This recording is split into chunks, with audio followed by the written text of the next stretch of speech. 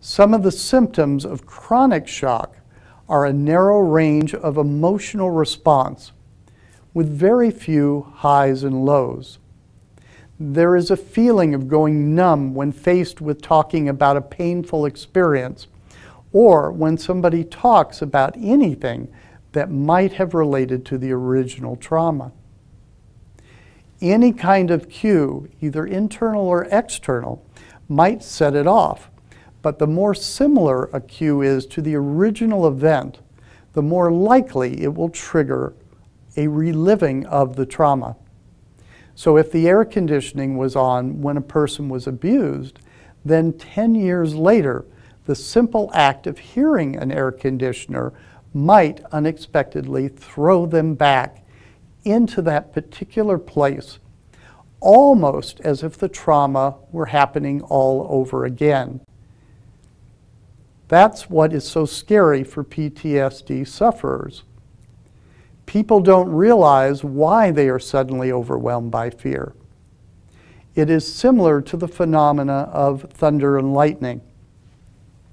If one can hear the thunder, that means the lightning has already hit and that they are safe.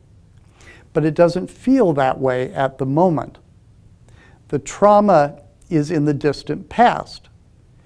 If the person is feeling fearful now, they are partially reliving the past and do not realize that they are safe in the present. Part of the reason for that is the body recreates the chemistry of the trauma in the past. A person with post-traumatic stress disorder often has poor memory or no memory recall of the time surrounding the traumatic event. This memory might be completely walled off, making it possible to develop multiple personality entities to house the part of reality that was too overwhelming at the time, although this type of complete dissociation is rather rare. Another symptom of PTSD is a shortened attention span. The trauma sufferer often exhibits confused thinking, either in general or at times when there is a confrontation. They experience a feeling of hopelessness and helplessness during those confrontations, or simply most of the time. This is more prevalent when an event occurring in the present is similar to the original event. Many times the adult child of an alcoholic or an ACOA, or anyone who has been traumatized and is in chronic shock, will identify joy or happiness as the absence in pain. In other words, they aren't looking for anything great in their life. They just want things pleasant because it rarely feels that way to them. They've given up on the idea of joy. A PTSD sufferer often feels intense feelings at inappropriate times, and that is an effective way to gauge whether history is involved, as I discussed in the dysfunctional family video. If a person experiences a feeling that is unexplainably overwhelming in the present, it often means that something traumatic happened in their history, usually in childhood. If that is accurate, they're not going to resolve the problem by only expressing it in the present. One has to be able to symbolically express the emotion originating in the past in order to deal with the present situation, both effectively and from the adult position. This does not mean that a person should call their parents and yell at them for the criticism they felt they received as a child, if that early wound has been activated by their wife, who has also been pointing out their faults. Writing a confronting letter to the parents and tearing it up afterwards or burning it might be a more functional way to express the past feelings. This usually will dissipate enough of the past pain so that when the person discusses the present situation with their wife, it will be done more rationally and in an adult manner. A person with PTSD will often deny that a traumatic event has had an effect on their present state, or even that the event occurred at all. A lot of times people downplay it. Yeah, I was beaten, but it did me good. A trauma sufferer might avert their eyes or get a red flush to their skin from their neck down to the chest. Or they could get a blank stare and look confused when a past trauma has been activated. All of these can be signs that a person has shocked out from PTSD.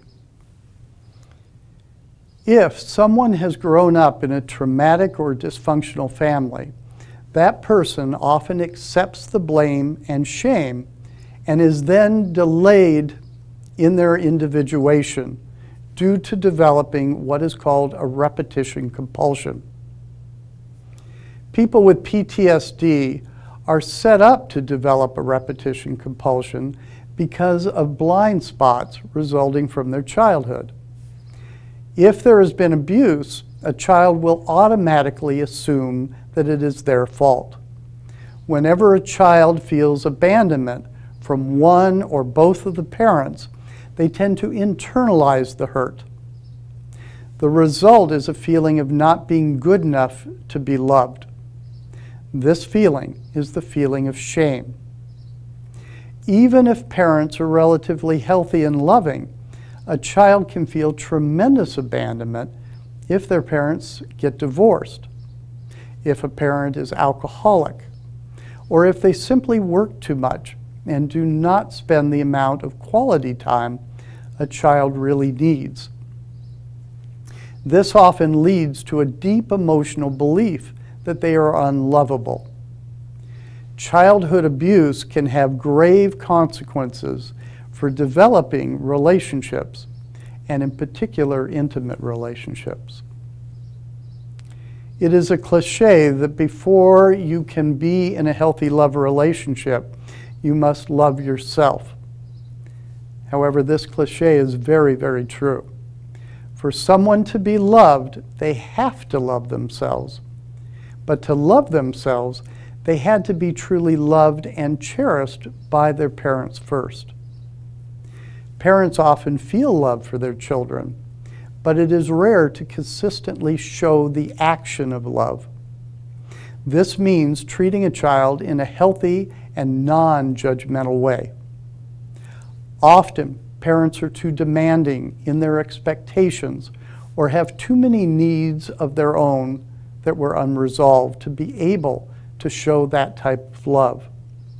Even if they do, we live in such a perfectionist culture that children often do not feel that they measure up. A person who grew up this way might realize on a conscious level that they are lovable and desire real love. Consciously, they even look for healthy love, but subconsciously, they search out those people who are incapable of showing real, consistent love because that is what they have come to expect. This problem becomes worse if the child was abused physically, emotionally, or sexually. As adults, they often find true love boring and yearn for people to treat them poorly, which ratifies their feeling unlovable. They often become addicted to these abusive relationships and feel they cannot live without them. They become intensity junkies instead of trying to experience true intimacy.